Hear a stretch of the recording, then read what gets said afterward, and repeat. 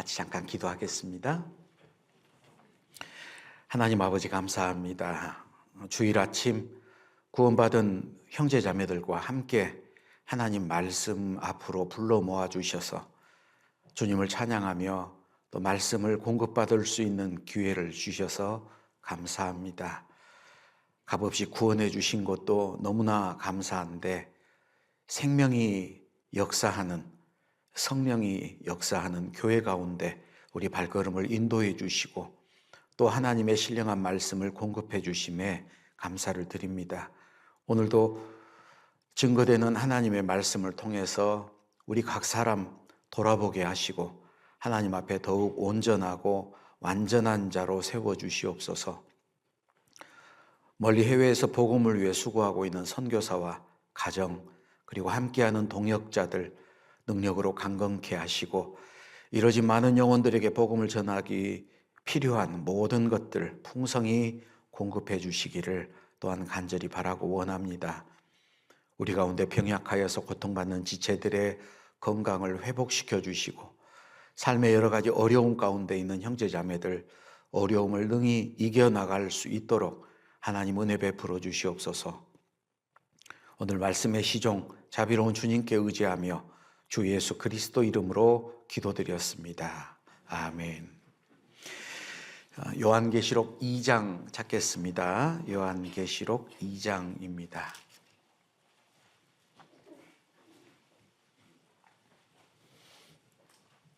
요한계시록 2장 1절부터 5절.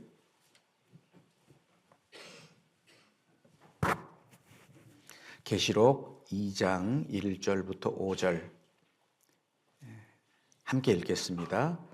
에베소 교회의 사자에게 편지하기를 오른손에 7표를 붙잡고 7 촛대 사이에 다니시는 이가 가라사대 내가 내 행위와 수고와 내 인내를 알고 또 악한 자들을 용납지 아니한 것과 자칭 사도라 하되 아닌 자들을 시험하여 그 거짓된 것을 내가 드러낸 것과 또 내가 참고 내 이름을 위하여 견디고 게으르지 아니한 것을 아노라.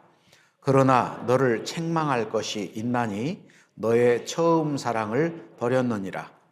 그러므로 어디서 떨어진 것을 생각하고 회개하여 처음 행위를 가지라. 만일 그리하지 아니하고 회개치 아니하면 내가 내게 임하여 내 촛대를 그 자리에서 옮기리라.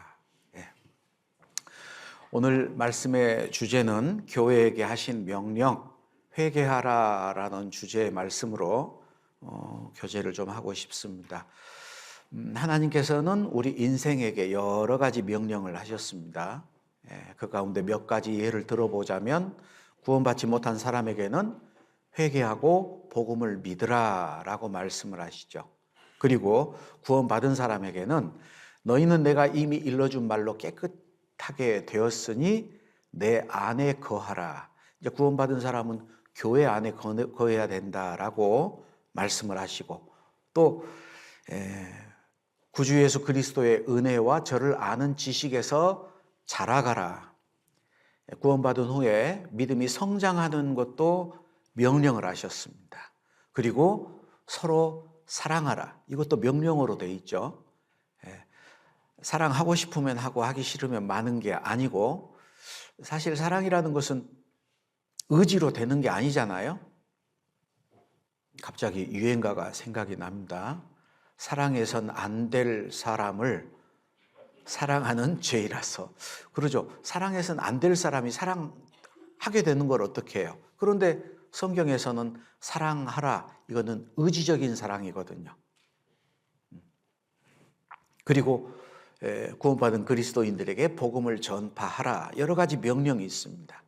그런데 오늘은 그 가운데 특별히 교회에게 하시는 말씀, 교회에게 하시는 말씀, 회개하라라는 거예요. 조금 뜻밖입니다.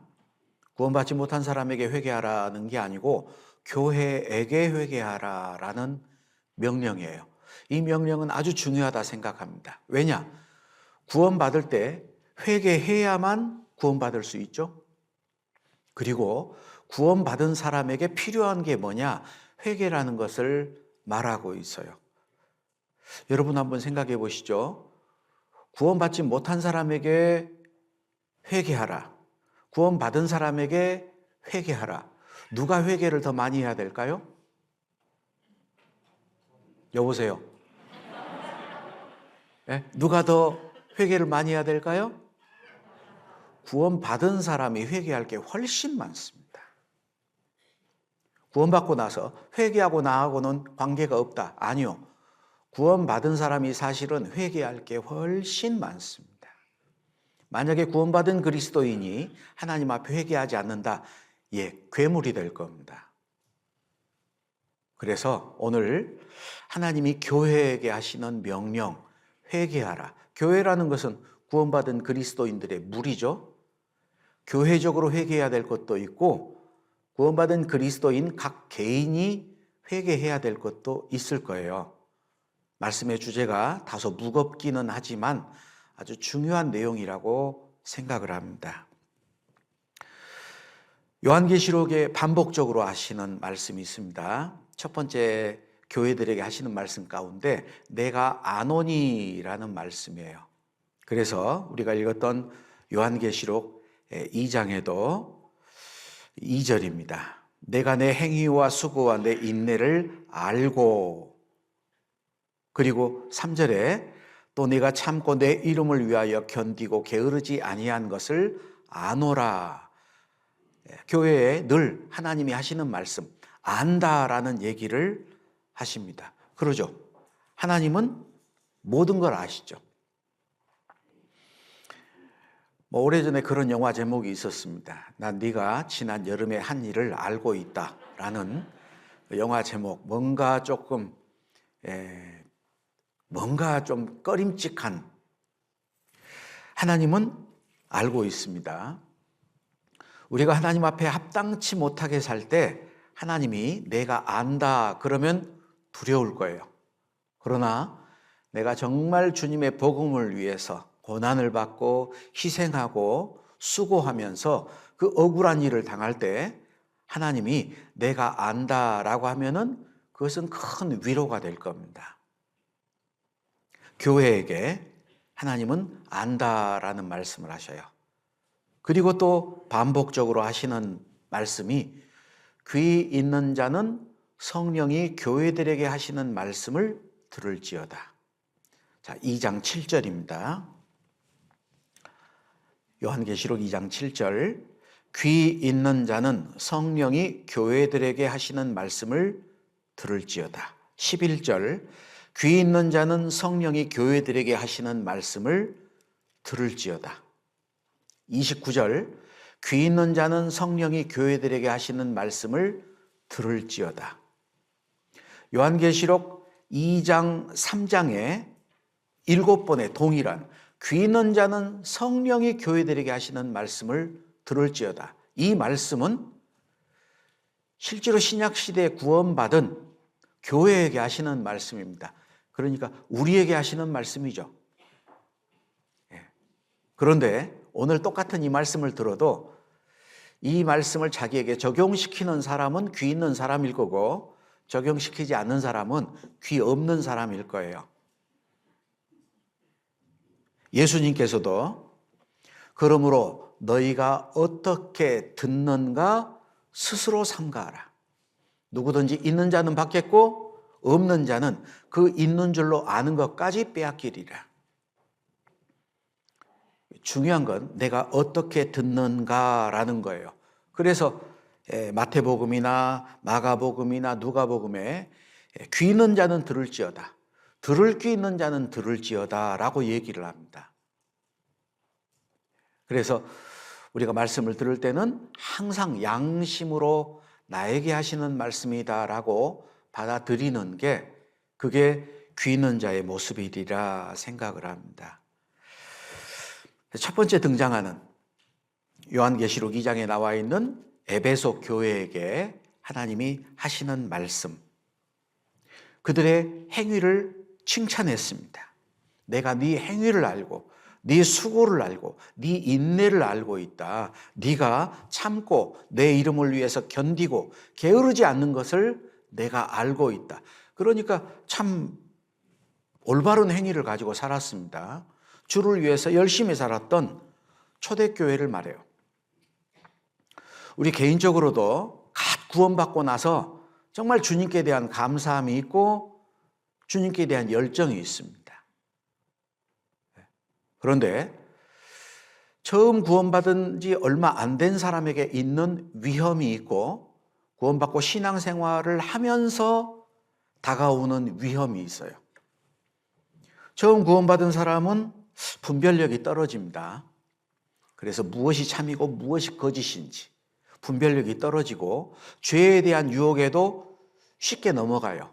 옛날 살아왔던 습관 때문에 그런 죄에 쉽게 넘어질 수도 있습니다. 그런데 구원받고 세월이 지나면은 이제 성경의 지식이 많아져요. 보고 듣고 배운 말씀이 많아집니다. 그러다 보니까 그 말씀으로 자기 자신을 비춰보는 게 아니고 남을 판단하는 데 사용하는 일들이 생기기 시작해요. 처음 구원받을 때는 저분이 믿음이 정말 좋구나. 나도 저렇게 됐으면. 그런데 신앙생활하다 보니까 이제 허물이 보이기 시작합니다. 그런 줄 알았는데 아닌데. 아이고 어쩌면 저럴 수 있을까? 문제가 생기죠? 그리고 이제 더 신앙생활을 하다 보면은 자기 공로가 생기기 시작해요. 내가 열심히 봉사하고 충성하고 헌신하고 수고했던 것에 대해서 자기 스스로 공로의식을 갖게 됩니다. 대단히 위험하죠. 여러분, 욥기 성경을 보면은 욥은 도덕적인 흠이 없었습니다. 그런데 욥이 친구들하고 변론을 하면서 욥이 자주 했던 말이 있어요. 혹시 무슨 말인 줄 아세요? 내가 언제 그랬냐? 욥이 그 말을 굉장히 많이 해요. 욥기 31장. 여기 줄 잡아 두시고 욥기 31장입니다. 욥기 31장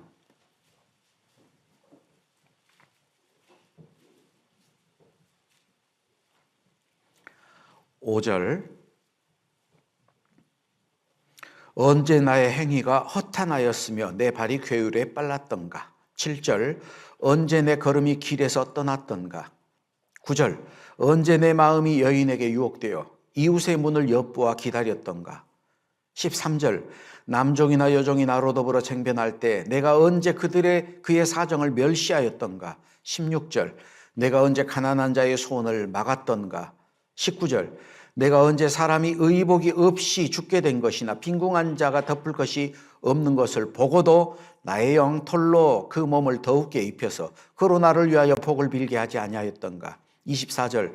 내가 언제 금으로 내 소망을 삼고. 25절. 언제 재물의 풍부함과. 26절. 언제 태양의 빛남과 달에 명랑하게 된 것. 29절. 내가 언제 나의 미워하는 자의 멸망을 기뻐하였으며. 이외에도 많습니다.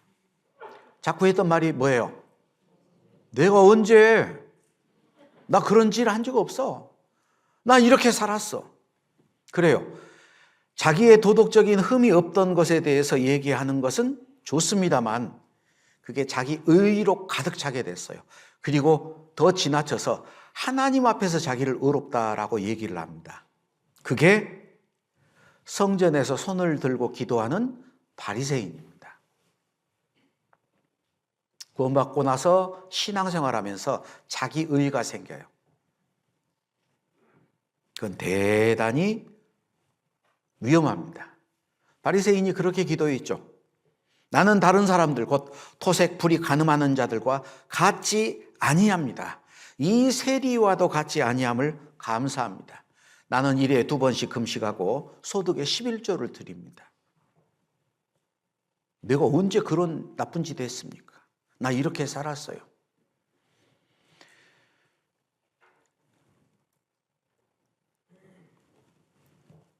성경에는 우리는 무익한 종이라 우리의 하여야 할 일을 한 것뿐입니다 라고 얘기를 하잖아요.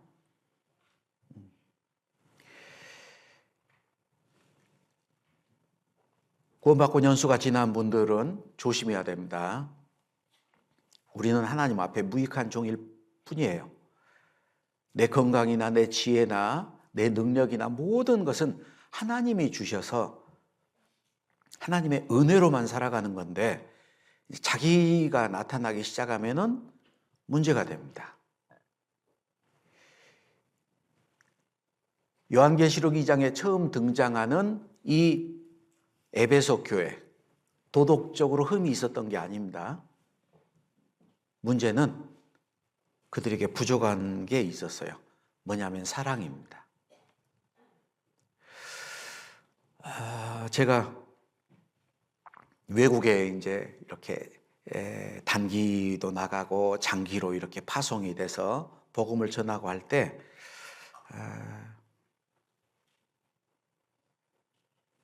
요한복음 21장을 읽으면서 굉장히 교훈을 받았던 적이 있어요. 퀴즈 하나 낼까요? 퀴즈. 예. 베드로가 정말 싫어하는 음식이 있습니다. 뭐죠? 치킨. 왜? 예. 닭 울기 전에 네가 나를 3번 부인하리라. 그래서 닭이 울었을 때 베드로가 통곡을 했습니다. 예수님이 하셨던 말씀이 생각이 나서 베드로가 왜 신앙생활을 잘했을까? 아침마다 닭이 울거든요. 그러니까 아침마다 마음을 새롭게 했으리라 생각하는데 퀴즈 하나 떠내죠. 베드로가 잡으러 다녔던 물고기 이름이 있어요. 무슨 물고기 잡으러 갔죠?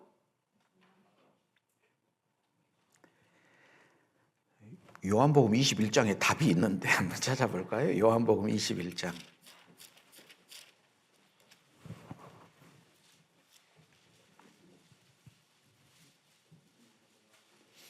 요한복음 21장 3절입니다. 3절 같이 읽겠습니다. 시몬 베드로가 나는 물고기 잡으러 가노라 하매 됐습니다. 답이 나왔습니다. 무슨 물고기 잡으러 갔어요? 네. 누가 성경을 그렇게 읽었대요. 베드로가 가로되 나는 물고기 잡으러 가노라. 나는 물고기가 날치 아니냐.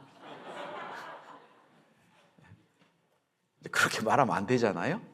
베드로가 나는 물고기 잡으러 가노라.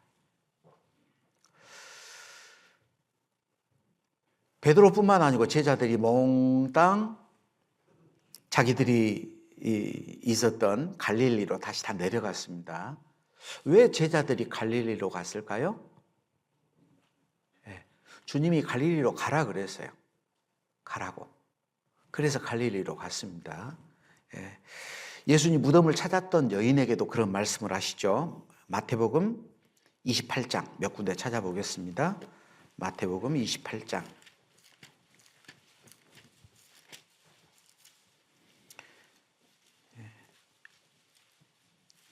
마태복음 28장 1절. 안식일이 다하여가고 안식 후 첫날이 되려는 미명에 막달라 마리아와 다른 마리아가 무덤을 보려고 왔더니 9절. 예수께서 저희를 만나 가라사대 평안하뇨 하시거늘 여자들이 나가 그 발을 붙잡고 경배하니 이에 예수께서 가라사대 무서워 말라 가서 내 형제들에게 갈릴리로 가라 하라 거기서 나를 보리라 하시니라. 이 갈릴리로 가라 그랬잖아요.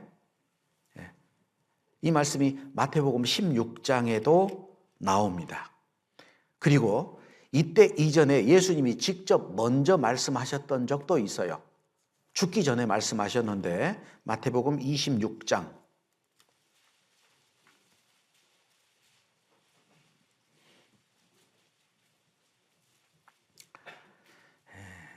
30절입니다. 이에 저희가 찬미하고 감람산으로 나가니라. 때 예수께서 제자들에게 이르시되 오늘 밤에 너희가 다 나를 버리리라. 기록된 바 내가 목자를 치리니 양의 떼가 흩어지리라 하였느니라. 그러나 내가 살아난 후에 너희보다 먼저 갈릴리로 가리라. 예수님이 갈릴리로 갈 걸 말씀하셨고 제자들에게도 갈릴리로 가라 얘기하셨어요. 갈릴리로 갔습니다. 그런데 할 일이 없어. 할 일이 없어요. 왜 예수님이 갈릴리로 가라 그랬을까? 그래서 다시 베드로가 갈릴리에 가가지고 할 일 없으니까 다시 고기 잡으러 갔죠. 예, 3년 반 전에 버렸던 그 배, 3년 반 전에 버렸던 그 그물 다시 취해서 다시 고기를 잡습니다. 예수님 만날 때, 처음 만날 때 상황하고 똑같아요. 밤새도록 그물을 내렸지만 고기를 한 마리도 잡지 못했어요.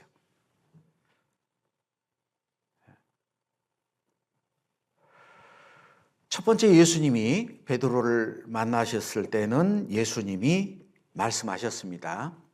깊은 데로 가서 그물을 내려 고기를 잡으라. 그건 어부의 상식으로는 전혀 맞지 않는 거예요. 바닷고기도 그렇지만 민물고기는 특별히 깊은 데는 안 삽니다. 용존 산소도 부족하고요. 그리고 썩어요. 먹을 것도 없습니다. 근데 고기를 잡으려면은 고기들이 위로 떠 있었든지 중층에 있든지 그래서 그물을 잡는데 깊은 데로 가서 그물을 내리라. 고기 잡는 시간도 아니거든요. 고기도 때가 있거든요. 그런데 말씀에 의지해서 그물을 내렸더니 많은 고기를 잡았습니다. 그때 베드로가 주여 나를 떠나소서 나는 죄인이로소이다. 그때 예수님이 베드로의 직업을 바꿔줬죠. 사람 낚는 어부가 되리라. 그런데 3년 반 만에 실패하고 돌아왔어요. 그래서 예수님이 일부러 갈릴리로 가라. 왜? 처음부터 다시 시작하자. 너 처음에 나 따라오는 거 실패했는데 이제 다시 시작해야겠다. 결국은 제자들이 예수님을 다 부인하고 떠나는 걸로 끝나버렸습니다. 제가 외국에서 목회할 때 딱 베드로 꼴이 났어요. 가서 복음을 열심히 전해봐야지. 쉽지가 않아요. 안 믿는 사람들이 힘든 게 아니고 믿는 사람들이 힘들게 해. 조금 마음에 안 맞으면 교회 안 나온다 그래. 찾아가면은 연락도 안 하고 찾아왔냐고. 여기는 한국이 아니라고. 연락하고 가면은 오지 마라 그러거든요. 그래서 찾아가지도 못하고 이제 주일 말씀 녹음했던 거 소식지하고 편지통에 놓고 옵니다. 그러면 누가 이런 거 보내라 그랬냐고. 그래서 먼 발치에서 집만 바라보고 기도하고 돌아와요. 그러면 또 사람이 교회를 안 나가는데 전화도 안 한다고. 찾아오지도 않는다고. 어쩌라고.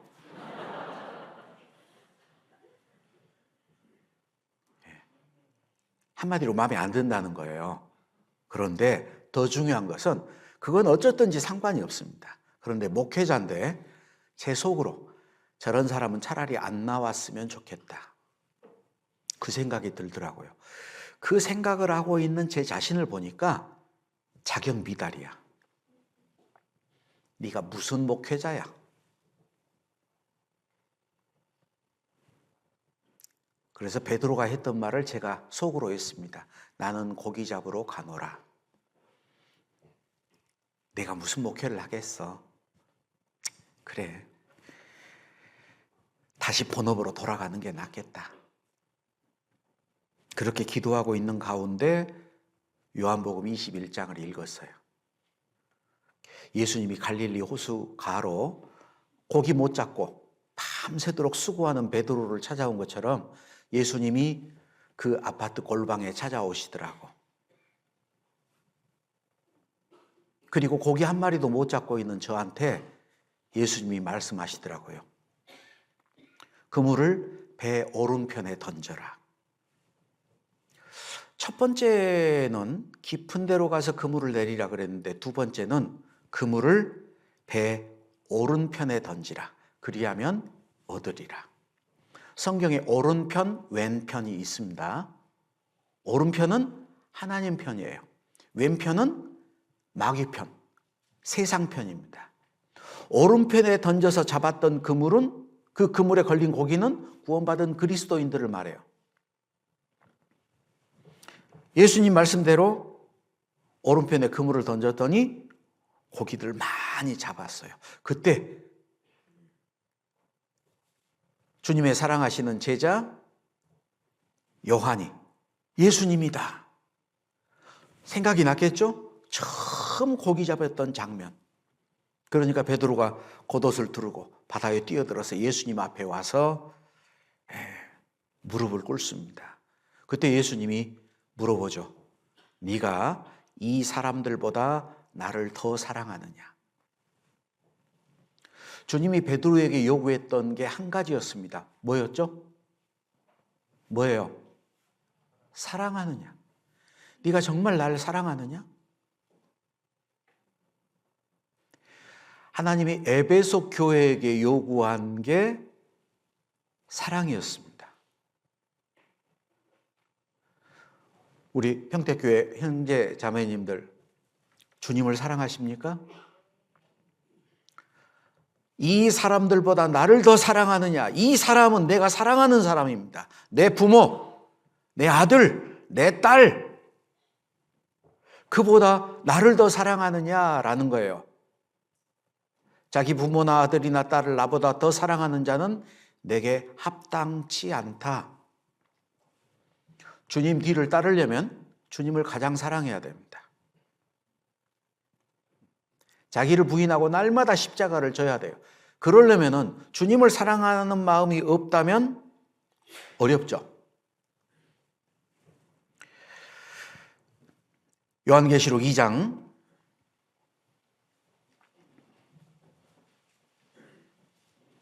3절입니다. 2장 3절. 요한계시록 2장 3절.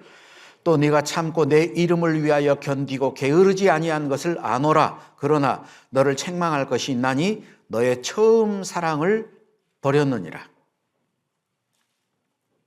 에베소 교회에게 하나님이 원하는 건 너 나에 대한 처음 사랑을 버렸다. 사랑이 없었어요. 주님께 대한 사랑이. 교회 안에 여러 가지 직분들이 있습니다. 연말 정도 되면은 11월 달 되면은 목사님들이 머리가 아파요.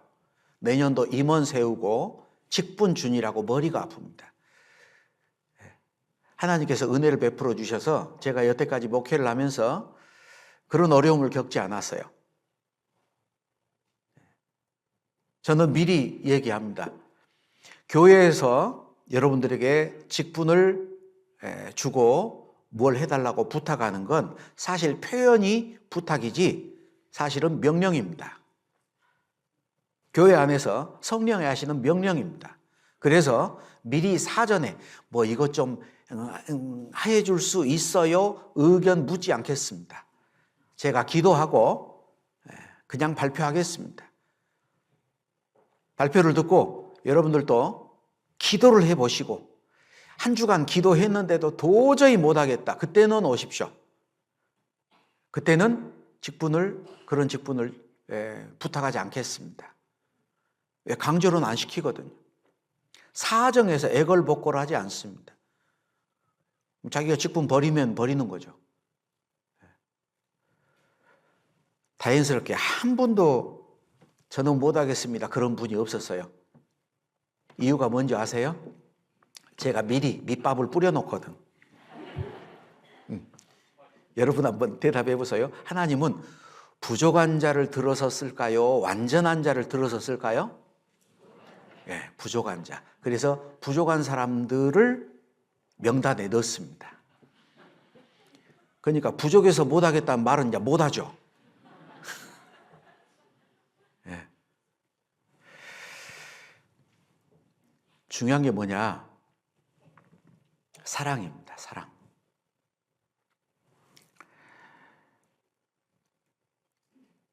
여기에 4절에 그러나 너를 책망할 것이 있나니 너의 처음 사랑을 버렸느니라. 그러므로 어디서 떨어진 것을 생각하고 회개하여, 그 다음 말이 좀 이상하죠. 회개하여 처음 사랑을 가지라 그러지 않았어요? 처음 행위를 가지라 그랬어. 좀 말이 안 맞는 것 같아요. 너의 처음 사랑을 버렸다. 그러므로 회개하여 처음 사랑을 가지라. 그러면 될 건데 처음 행위를 가지라.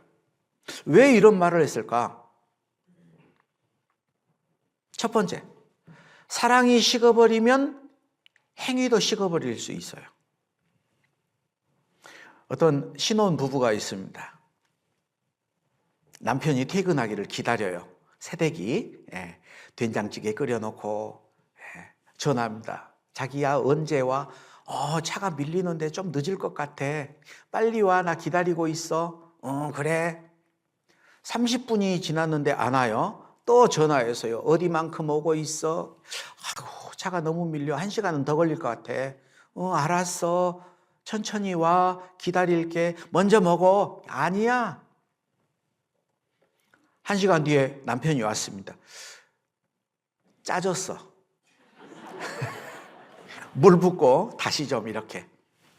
둘이 밥을 맛있게 먹는데 이 남편이 한 입 탁 밥을 먹었는데 돌을 우적 씹었어요. 어떻게 돌이 있어? 괜찮아. 좀 덜 익었는데 뭐. 두 번째 돌을 또 씹었어? 아이고 어떡해 자기야. 괜찮아. 그래도 쌀이 더 많은데 뭐.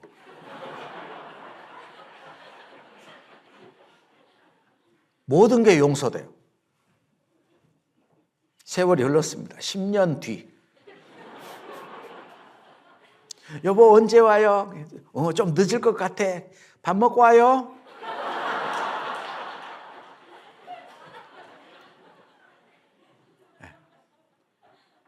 우리가 처음 구원받았을 때 내가 주님을 위해서 뭔가 할 수 있다라는 것 자체가 얼마나 감사해요.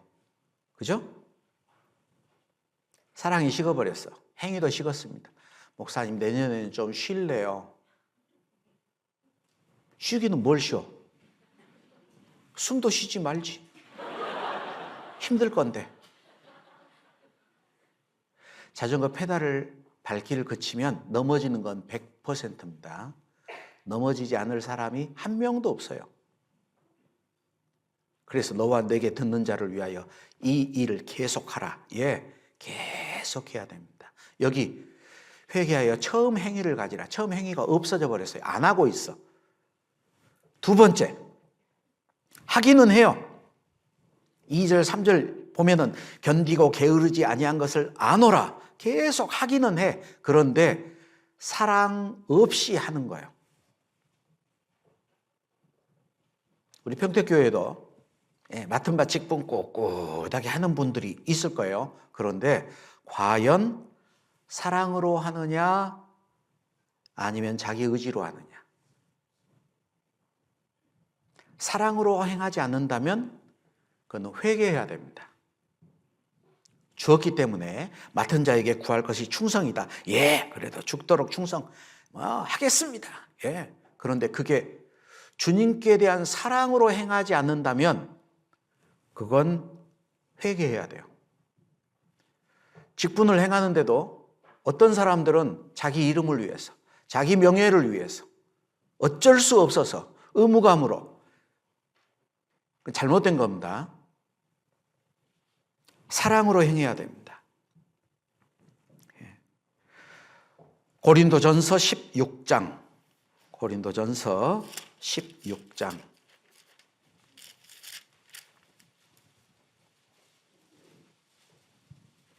13절, 14절.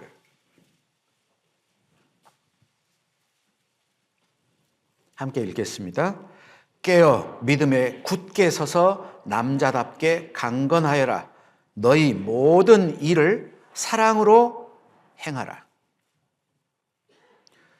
우리가 신앙생활하는 모든 것은 사랑으로 행하는 겁니다. 겉으로 드러날 때야 똑같이 하고 있죠. 그런데 어떤 사람은 그 일을 사랑으로 하고 있고 어떤 사람은 마지못해서 하고 있고 어떤 사람은 자기를 위하여 하고 있어요.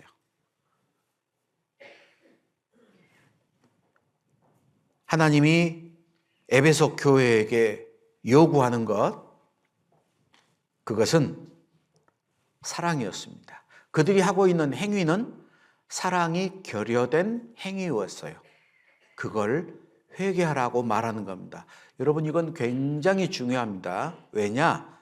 그걸 돌이키지 않으면 성령이 떠나겠다라고 얘기해요. 성령이 그 사람을 떠나버립니다. 그럼 볼장 다 봤죠, 그죠? 이건 개인 문제이기도 하고 교회 문제이기도 해요. 교회에서도 사랑 없이 행하는 교회가 됐다. 전도 집회를 하는데 숙제가 돼버렸어요. 사람들을 전도하는 게 숙제가 됐어요. 사랑으로 그 이뤄진 영혼들을 사랑하면서 그 영혼을 안타깝게 생각하고 하나님께로 인도하는 게 아니고 전도 집회가 됐어. 그러니까 어때요? 기도 명단 냅시다. 그래서 기도 명단을 적어서 냅니다.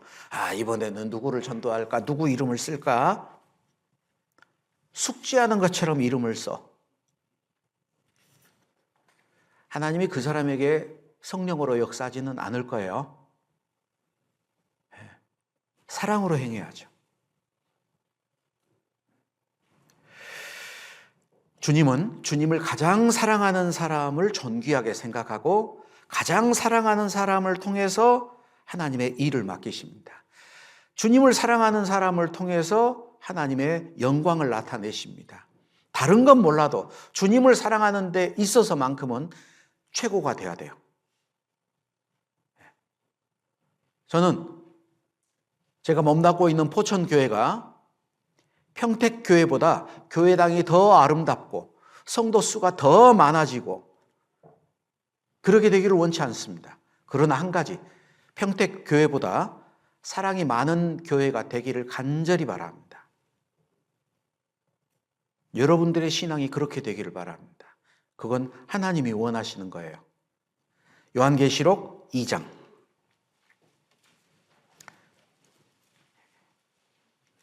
12절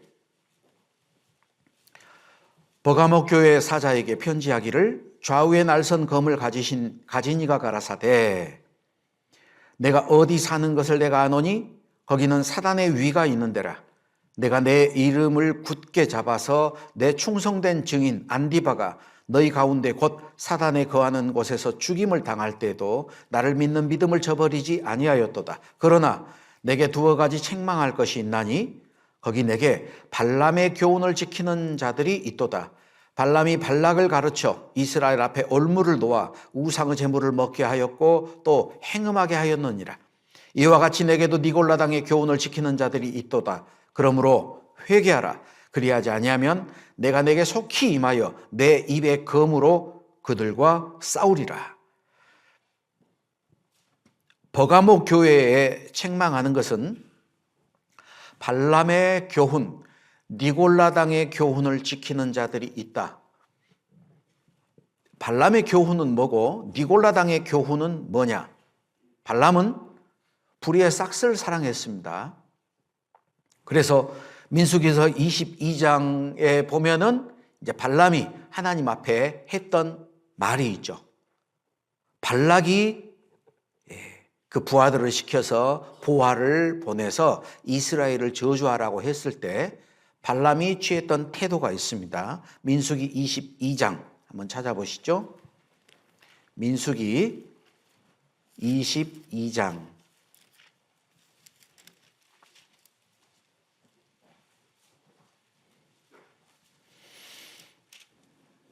민수기 22장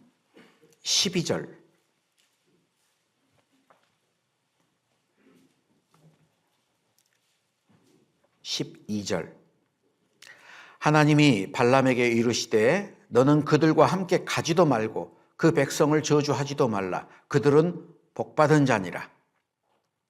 발람이 아침 일찍 일어나 발락의 귀족들에게 이르되 너희는 너희의 땅으로 돌아가라.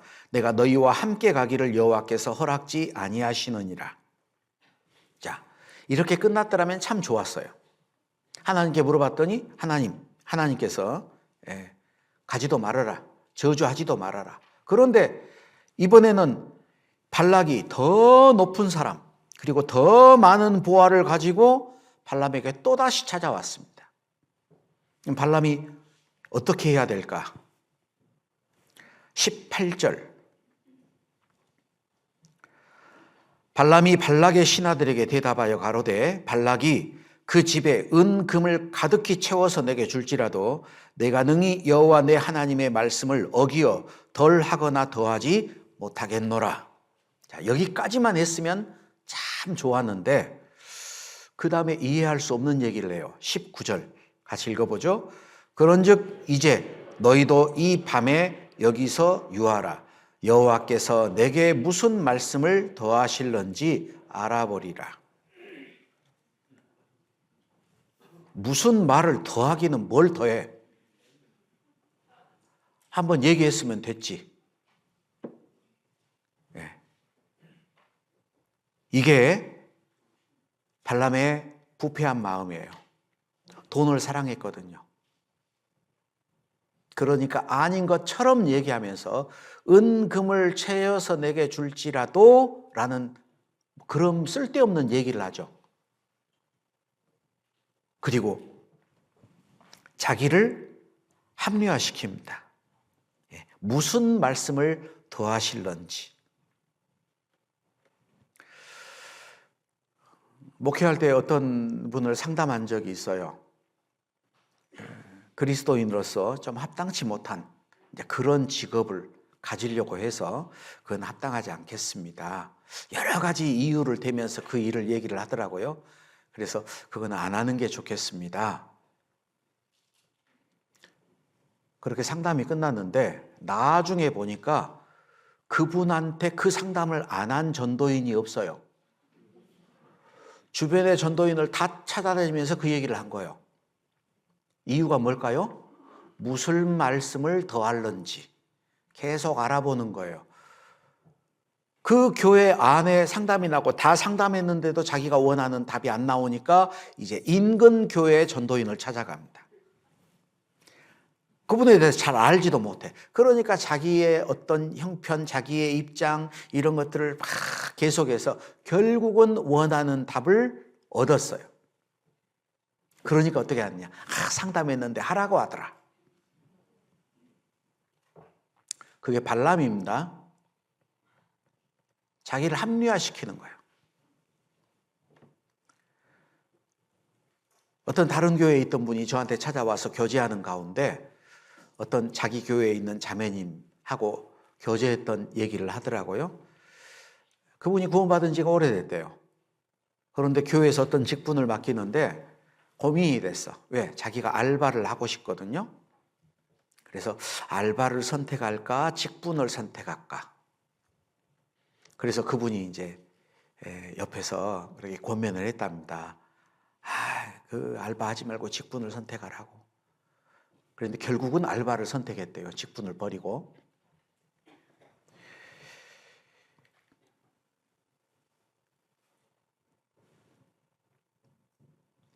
알바에서 돈 몇 푼 받는 것보다 직분이 더 값어치가 없었어요.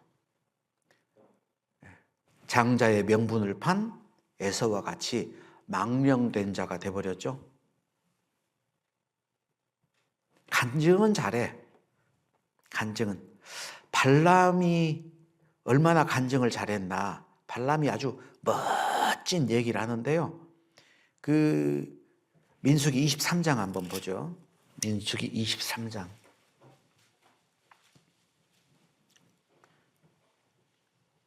10절입니다. 23장 10절. 야곱의 티끌을 네 능히 계산하며 이스라엘 4분지 1을 네 능히 계수할고. 그 다음 같이 읽죠. 나는 의인의 죽음같이 죽기를 원하며 나의 종말이 그와 같기를 바라도다 하베. 멋진 말이죠. 나는 의인의 죽음같이 죽기를 원한다. 내 종말이 그와 같이 되기를 바란다. 그런데 실은 그렇게 못 살았어요. 죽을 때 칼에 맞아 죽었습니다. 하나님은 속지 않거든요. 그래서 성경에서는 발람을 불의의 싹을 사랑했던 사람으로, 싹을 위하여 발람의 어그러진 길로 몰려갔다라고 얘기를 합니다. 요한계시록에 나와 있는 이 버가모 교회에 이렇게 불의의 싹을, 물질을 추구하는 사람이 있었기 때문에 여기에 발람의 교훈을 지키는 자들이 있다 그래요.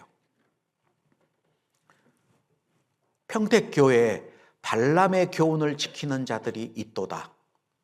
어떻게? 물질을 추구하면서 살아. 발람의 교훈입니다.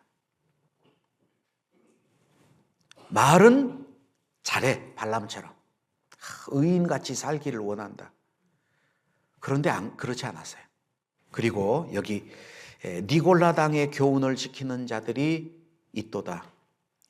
니골라당. 이 니골라는 영지주의였습니다. 영지주의. 그래서 몸과 영혼을 완전히 구분을 지어서 육신은 천하고 죄된 것이고 영은 신령한 것이고, 그래서 육신이 죄를 짓는 것, 그건 육신이기 때문에 어쩔 수 없다. 이게 이제 방종으로 흘러버린 반율법주의예요. 그리고 오히려 극단적인 금욕주의. 육신은 악하고 육신은 천한 것이기 때문에 육신은 복종을 시켜야 된다. 그래서 육체를 괴롭혀요. 결혼도 하지 말아라. 몸을 막 혹사시켜요. 이것도 잘못된 겁니다. 그리고 더 큰 문제는 당을 짓는 거였어요. 당. 여러분 혹시 친한 사람하고만 끼리끼리 있습니까? 예? 예. 그는 교회를 나누는 거예요. 교회를 공격하는, 나누는 것은 외부에서 사단 마귀도 공격하지만 교회 안에서 마음이 통하는 사람끼리, 친한 사람끼리 계속 끼리끼리만 어울리는 것, 그건 교회를 나누는 겁니다. 봉사를 하기 위해서, 전도하기 위해서, 때로는 교제하기 위해서 구역별로, 조별로 모여서 이렇게 하는 것, 그건 상관없어요. 그런데 사적인 만남을 갖는데 계속해서 친한 사람들끼리만 어울린다. 그건 당을 짓는 거예요. 그건 교제가 아닙니다. 그렇게 되면은 교회는 나눠질 거예요. 내가 이제도 울며 말한다. 눈물을 흘리며 말한다. 여러 사람들이 십자가의 원수로 행했다라고 사도 바울은 말합니다. 십자가의 원수, 마귀를 말하는 게 아니에요. 교회에 출석하고 있는 사람들이, 여러 사람들이 십자가의 원수로 행했다. 하나님의 말씀에 복종치 않죠? 여전히 아무리 얘기해도 듣지 않아요. 끼리끼리.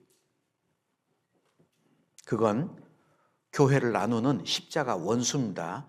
그걸 교제라고 하시면 안 돼요. 그건 합당치 않는 겁니다. 나무가 열매를 맺기 위해서는 뿌리가 깊이 내려가는 것도 필요합니다. 그러나 뿌리가 넓게 퍼지는 것도 필요해요. 그래서 나하고 교제하는 사람들이 시간이 지나면 지날수록 더 많아져야 됩니다. 그러겠죠? 나하고 교제하는 사람들이 더 많아져야 돼요. 시간이 갈수록 교제하는 사람들이 점점 줄어들고 몇 명하고만 교제하고 있다. 그건 잘못된 거예요. 자칫 잘못하면 그게 암이 될 수 있습니다. 성경 요한계시록 2장 18절.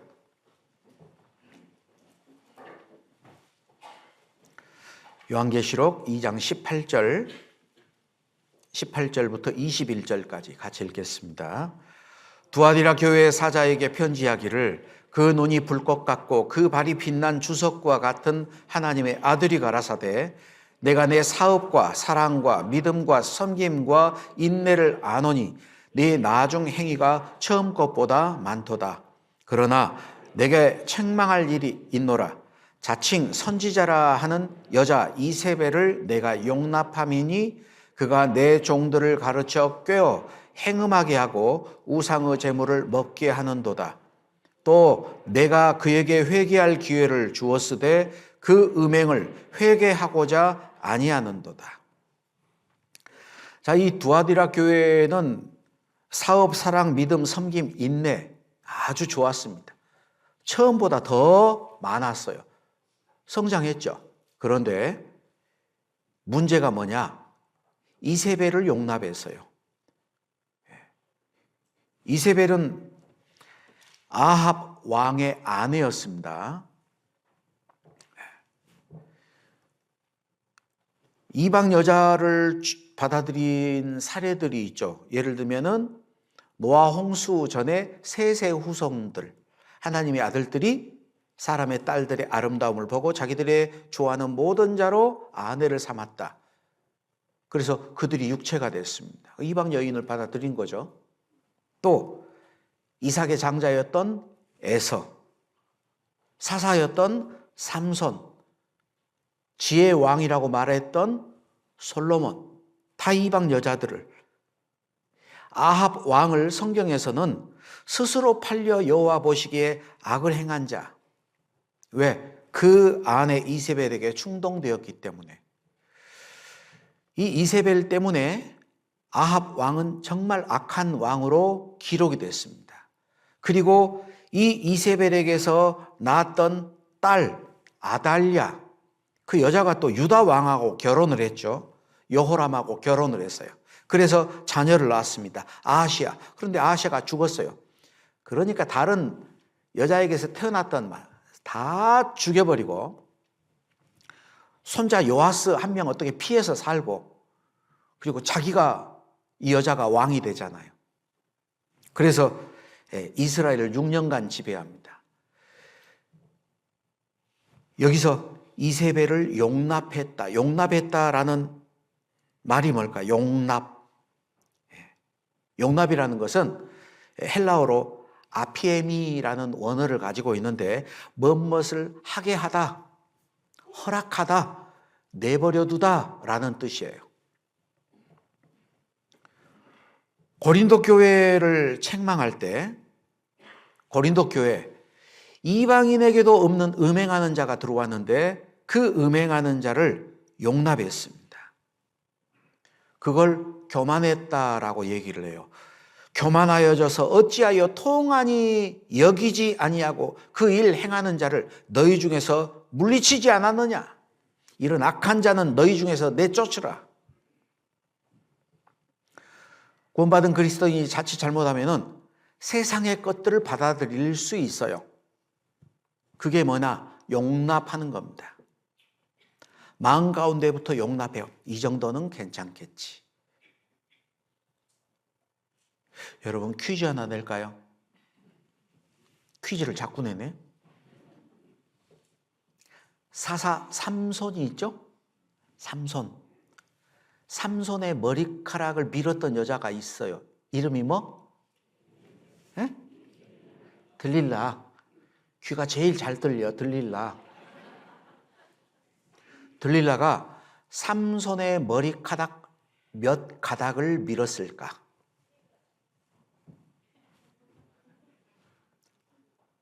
1. 빡빡 밀었다. 2. 조금 밀었다. 1번, 2번. 2번이에요. 7 가닥을 밀고 시험해 보니까 힘이 없어져 버렸어요. 몇 가닥이요? 7 가닥. 그 가닥이라는 게 하나씩 하나씩 말하는 게 아니에요. 이렇게 묶어놓은 7 가닥이에요. 우리는 삼손이 머리가 빡빡 밀린 줄로 생각합니다. 근데 성경은 7 가닥을 밀었다 그랬어요. 7 가닥 밀었는데 힘이 없어져 버렸어. 구원받은 그리스도인이 타락하는데 세상의 모든 죄를 받아들여서 타락하는 게 아닙니다. 조그만 죄가 들어와서 타락하는 거예요. 교회도 마찬가지입니다. 교회 성도들 전체가 다 범죄해서 교회가 타락하고 성령이 떠나는 게 아니에요. 7 가닥. 그게 이세벨을 용납하였던 두아디라 교회예요. 예수님의 12제자 가운데 저는 고민을 많이 합니다. 내가 혹시 가룟 유다가 되지는 않을까?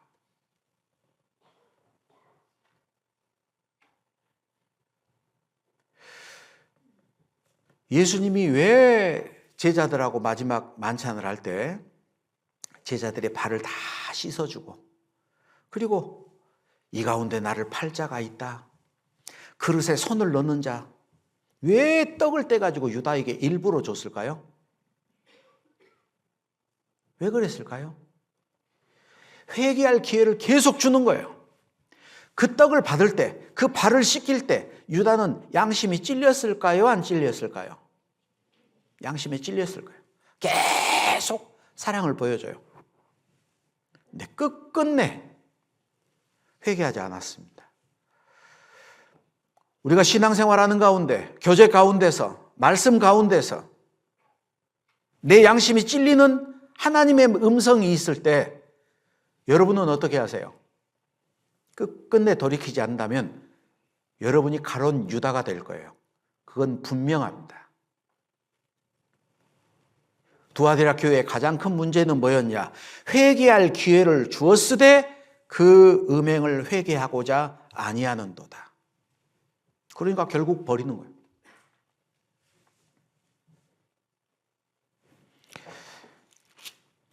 뒤에 요한계시록 3장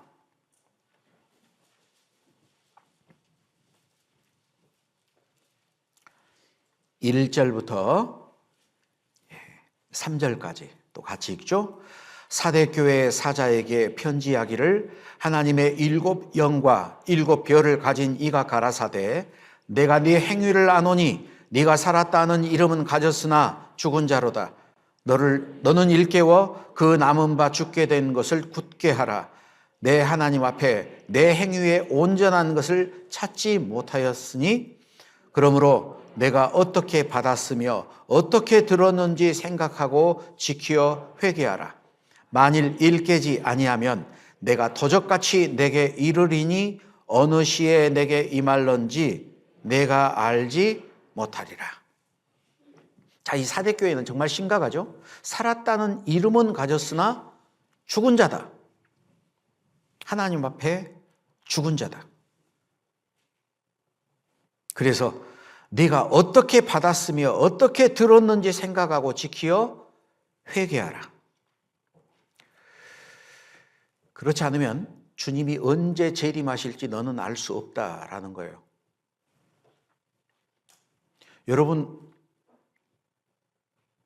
여러분은 정말 거듭났습니까? 제일 중요한 문제. 구원이 확실합니까? 거듭났습니까? 그걸 어떻게 입증해요? 성경은 교회에게 말하죠. 네가 믿음에 있는가? 네 자신을 시험하고 확증하라. 여러분은 여러분 자신의 믿음을 어떻게 입증합니까? 구원받지 못한 사람들이 늘상 하는 말이 있어요. 구원받지 못한 사람들이 아이고 내 구원 걱정하지 마세요. 전도 집회 때 와서 하는 얘기 똑같은 얘기 다 아는 얘기 또 안 해. 정말 알아요.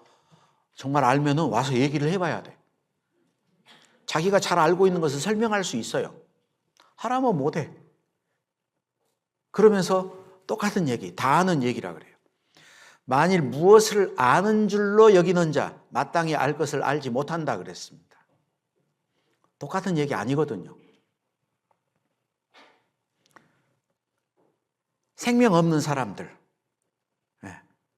항상 챙겨주면 나오고 안 챙겨주면 안 나와. 1년이 되고 2년이 되고 3년이 돼도 챙겨주면 나와. 안 챙겨주면 안 나와. 제가 그래서 이제 그런 분들 인도하는 분들에게 얘기합니다. 교제에 나오게 챙기는 거 정말 중요합니다. 그런데 그보다 더 중요한 것은 구원받는 게 더 중요합니다. 저는 우리 집안에서 막둥이에요. 막둥이. 막둥이는 언제 막둥이가 안 될까요? 예? 동생이 생기지 않는 한은 절대 죽을 때까지 막둥이야. 저는 그래서 지금도 막둥이에요.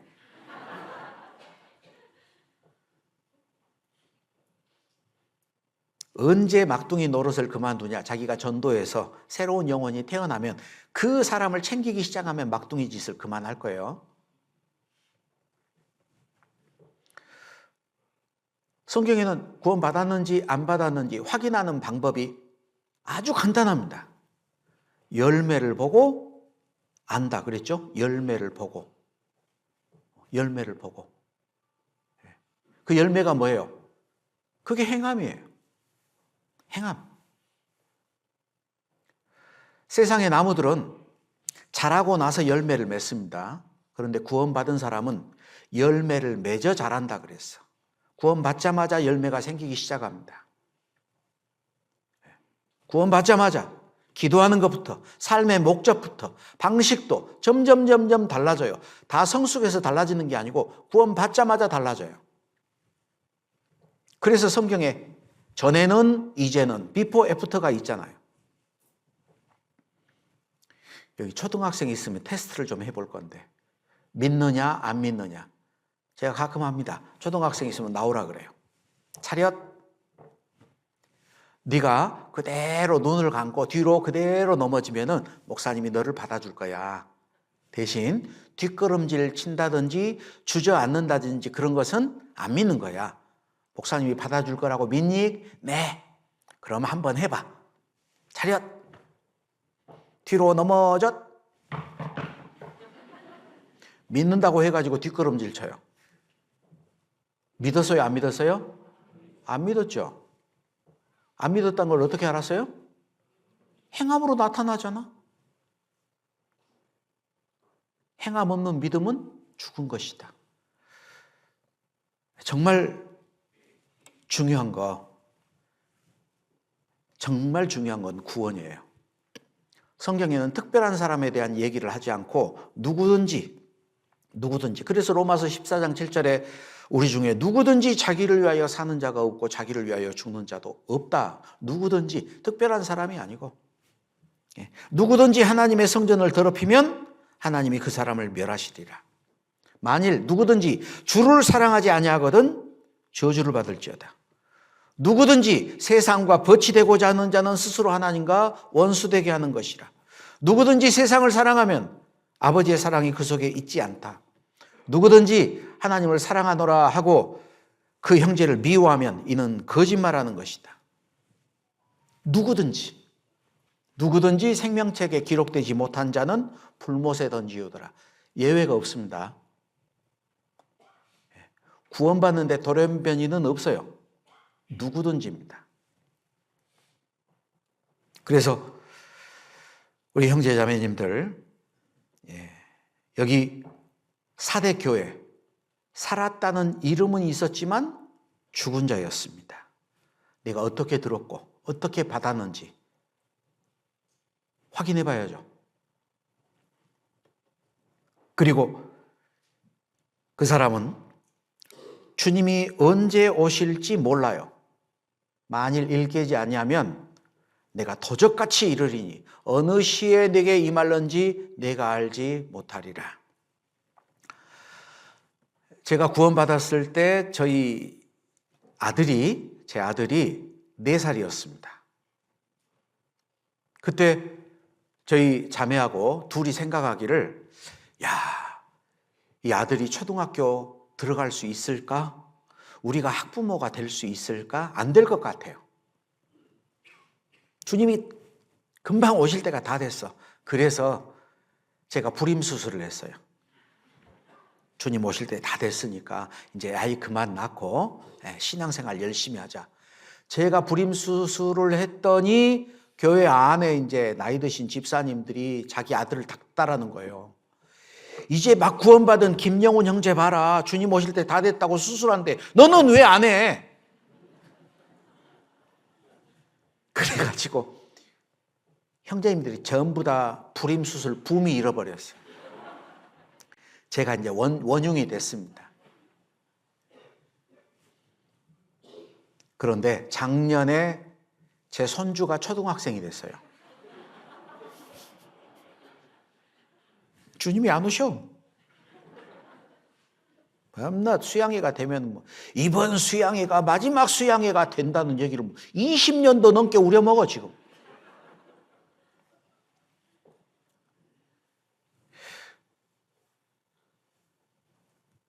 여러분 어떻게 생각하세요? 성경에는 뭐라고 할까? 누가복음 12장을 보죠. 누가복음 12장.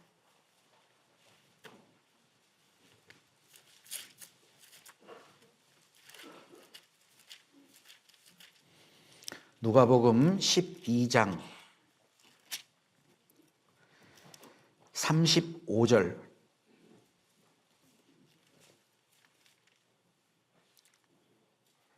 35절. 같이 읽겠습니다. 허리에 띠를 띠고 등불을 켜고 서 있으라. 너희는 마치 그 주인이 혼인집에서 돌아와 문을 두드리면 곧 열어주려고 기다리는 사람과 같이 되라. 마태복음 24장에 보면은 악한 종이 나옵니다. 그 악한 종이 마음에 생각하기를 주인이 더디오리라 하여 동무들을 때리며 술친구로 더불어 먹고 마시게 되면 생각지 않는 날, 알지 못하는 시간에 그 종의 주인이 이르를 거다. 여기 하나님 앞에 합당한 종의 자세는 주인이 와서 문을 두드리면 열어주려고 기다리는 사람, 깨어있는 사람. 그 사람은 어떻게 생각할까요? 주님이 오실 때가 다 됐어. 금방이라도 올 때가 다 됐어. 그게 깨어서 근신하는 모습입니다. 언제까지? 주님 오실 때까지. 항상 준비하고 있는 거예요. 속이는 말이 아닙니다. 그죠? 여러분 마음 가운데 아이고 주님 오실 때는 아직 멀었어. 예, 그건 악한 종입니다.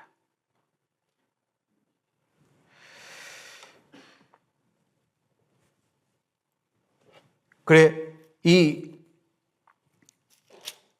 사대 교회는 하나님 앞에 깨어있지 못했던 교회입니다. 그리고 이제 우리가 살고 있는 마지막 시대의 교회, 요한계시록 3장 14절.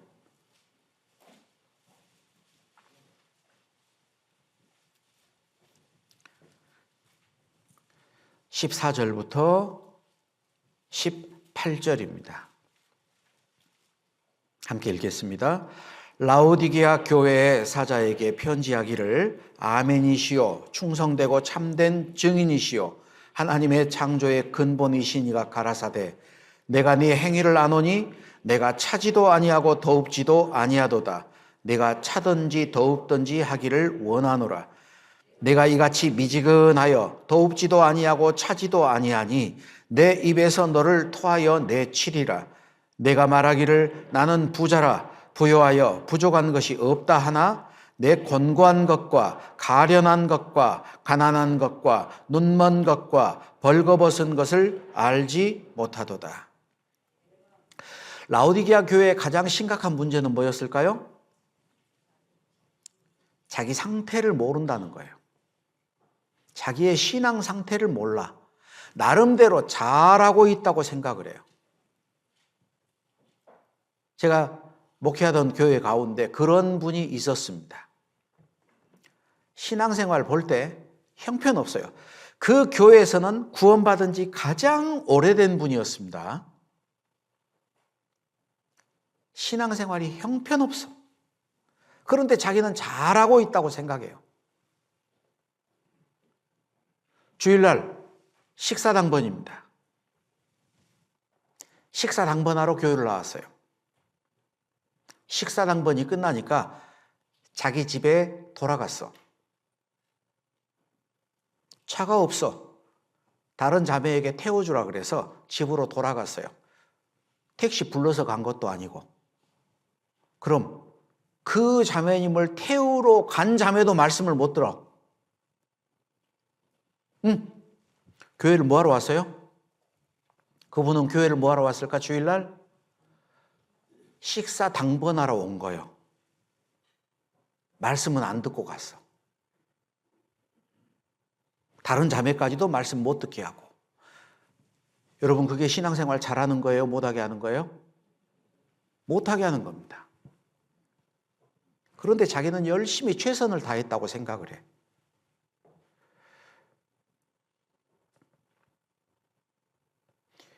자기 신앙 상태를 모르면 그렇게 될 수도 있다는 거예요.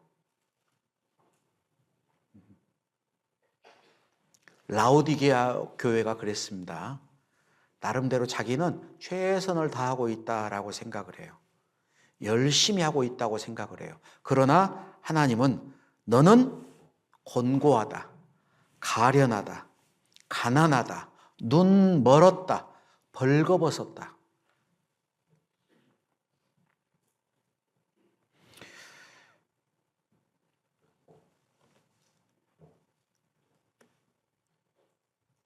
이 라오디게아 교회의 모습, 제가 전에 서울 종로교회에서 목회를 하고 있을 때는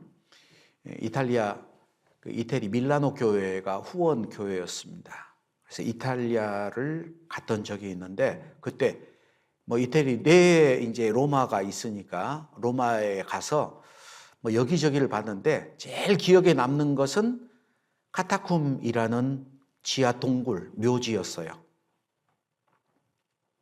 2차례 들어갔었는데 초대교회 그리스도인들은 신앙을 위해서 모든 것을 포기하고 그 카타쿰에 숨어서 살았습니다.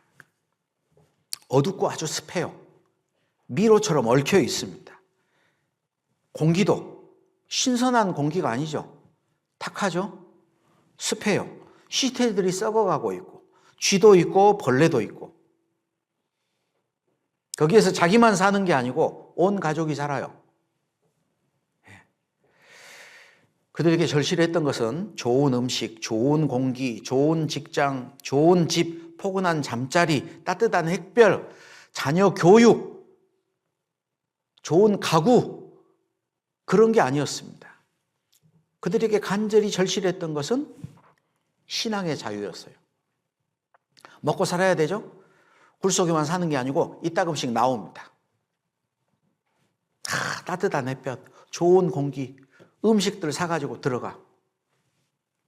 그때 무슨 생각을 했을까? 갈등하지 않았을까? 주님만 포기한다면, 딱 한 가지, 주님만 포기한다면 모든 것을 누릴 수 있어요.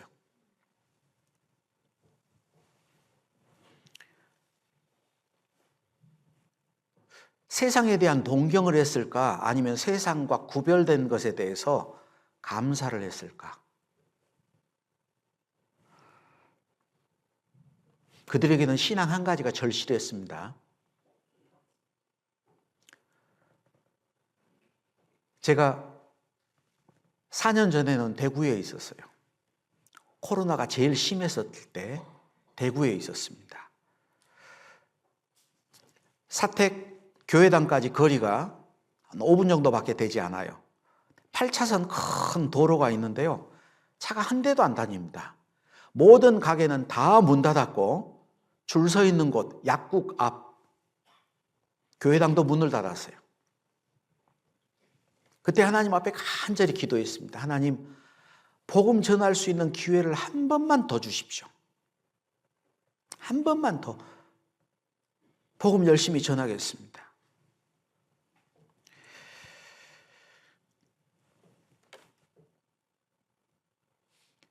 마스크를 구하는데 마스크가 없어요. 동 나가지고. 그때 아시죠? 주민번호, 번호. 네? 해당하는 날짜에 가야만 있어. 대구는 그것도 어려워요. 다 동 나가지고. 하루는 교회에 택배가 왔어요. 택배도 잘 안 오거든. 그런데 택배가 왔어요. 박스에 마스크가. 그것도 천으로 만든 마스크. 군산교회 어머니회에서 천으로 마스크를 떠가지고 만들어서 보내주더라고. 그 박스를 붙잡고 울었습니다.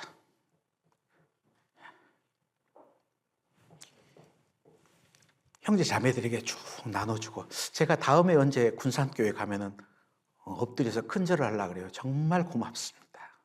위로가 됐습니다.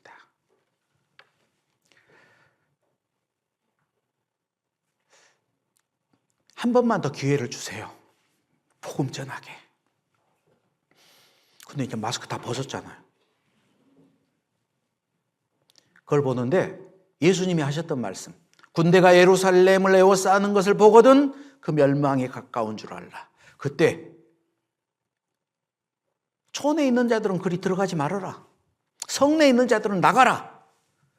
잠깐의 기회가 있습니다. 로마 군인들이 철수했을 때 기회가 있었잖아요. 그때 다 나갔어요.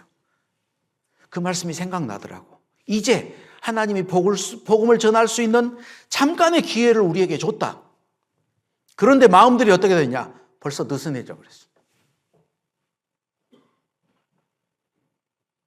여러분, 앞으로 온역이 더 심해질까요? 심해지지 않을까요? 더 심해질 거예요. 성경에 그런다고 돼 있잖아요. 언제까지 이렇게 자유롭게 복음을 전할 수 있는 기회가 있는 게 아니에요. 마지막 기회를 준 거예요.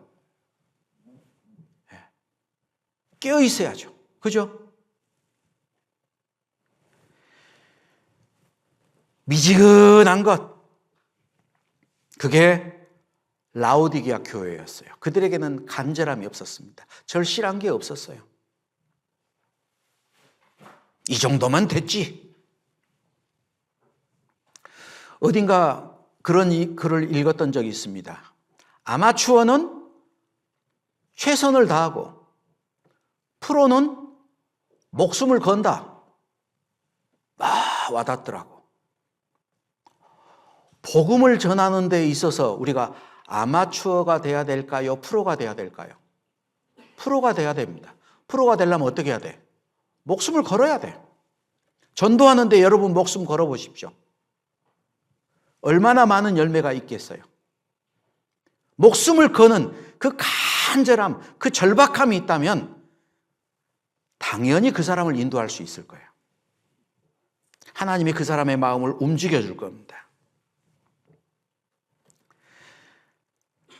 누가복음 18장, 오늘 이제 마지막 말씀입니다. 누가복음 18장.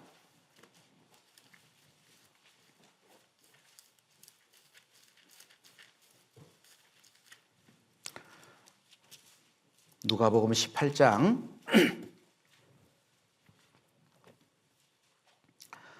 18절 18장 1절부터 읽습니다. 1절. 항상 기도하고 낭망치 말아야 될 것을 저희에게 비유로 하여 가라사대 어떤 도시에 하나님을 두려워 아니하고 사람을 무시하는 한 재판관이 있는데 그 도시에 한 과부가 있어 자주 그에게 가서 내 원수에 대한 나의 원한을 풀어주소서 하되 그가 얼마 동안 듣지 아니하다가 후에 속으로 생각하되 내가 하나님을 두려워 아니하고 사람을 무시하나 이 과부가 나를 번거롭게 하니 내가 그 원한을 풀어주리라. 그렇지 않으면 늘 와서 나를 괴롭게 하리라 하였느니라. 주께서 또 가라사대 불의한 재판관의 말한 것을 들으라. 하물며 하나님께서 그 밤낮 부르짖는 택하신 자들의 원한을 풀어주지 아니하시겠느냐? 저희에게 오래 참으시겠느냐? 8절은 같이 읽죠. 내가 너희에게 이르노니 속히 그 원한을 풀어주리라. 그러나 인자가 올 때 세상에서 믿음을 보겠느냐 하시니라.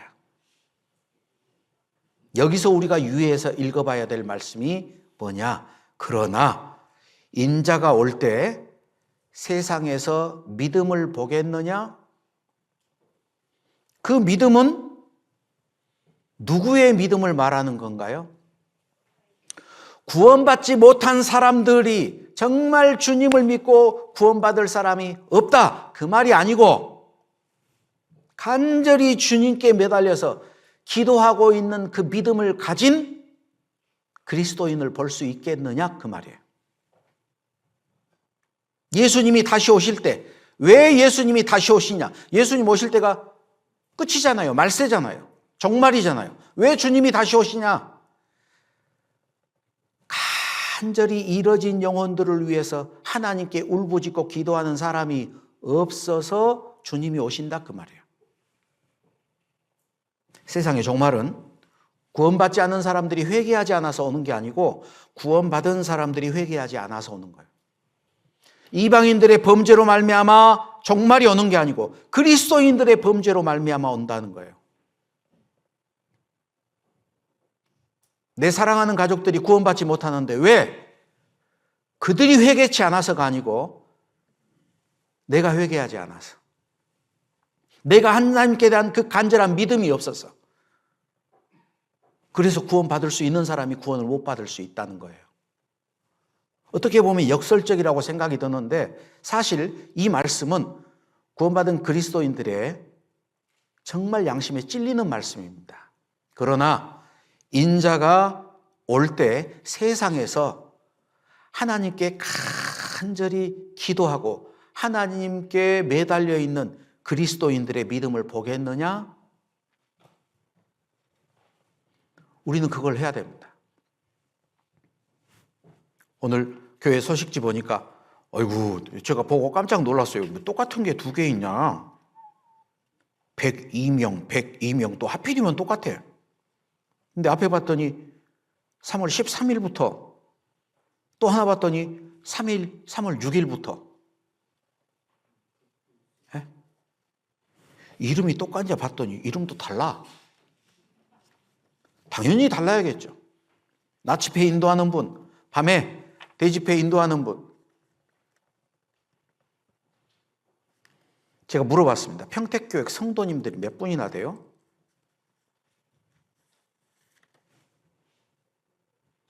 (600명) 근데 한 분이 두 분도 적고 세 분도 적고 그랬어. 여기에 기도 명단을 안 적은 분들이 절반 이상이에요. 자, 여러분들 전도할 사람 없습니까? 다 이루었다. 전도할 사람 없어요? 그러니까 이름 적을 사람이 없네. 자기 주변에 자기가 알고 있는 모든 사람들이 다 구원받았기 때문에 여기에 이름을 넣을 사람이 없어.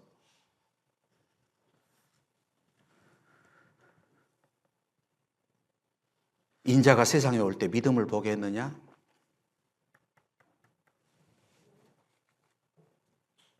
우리가 회개할 것이 많습니다. 그죠? 하나님 앞에 회개해야 될 거예요. 만일 그렇지 않으면 내가 촛대를 옮겨버리겠다. 귀 있는 자는 성령이 교회들에게 하시는 말씀을 들을지어다. 우리 신앙생활, 구원받고 지금까지의 신앙생활, 물론 회개할 것이 다 있을 겁니다. 우리 가운데 온전한 자가 없으니까. 오늘 이 말씀이 하나의 성격의 지식으로 여러분에게 남지 않기를 간절히 바랍니다. 김용훈 목사 와서 설교 잘하더라. 빵점입니다. 하나님의 말씀이에요. 성령이 교회들에게 하시는 말씀이에요. 제 말이 아닙니다. 여러분 개인에게 하는 말이에요. 우리 평택교회 모든 형제자매님들이 하나님 앞에 더욱 온전한 사람으로, 우리 평택교회가 온전한 교회로 그렇게 발전되기를 바랍니다. 함께 기도하겠습니다. 사랑과 은혜가 풍성하신 우리 아버지 하나님 감사합니다. 저희들 오늘 요한계시록 2장 3장에 나와 있는 교회에게 하시는 명령, 회개하라 라는 주제로 우리의 믿음들을 돌아보게 됐습니다.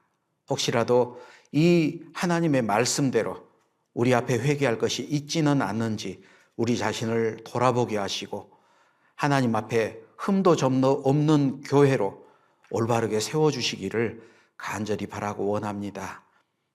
마지막 때를 살아가는 저희들 더욱 주님을 사랑하며 힘있게 복음을 전할 수 있도록 도와주시옵소서. 우리 안에 숨어있는 여러 가지 죄악된 것들 빛대신 말씀 앞에 드러내 주시고 깨끗이 제하여 주시기를 간절히 바라고 원합니다. 주 예수 그리스도 이름으로 기도드렸습니다. 아멘.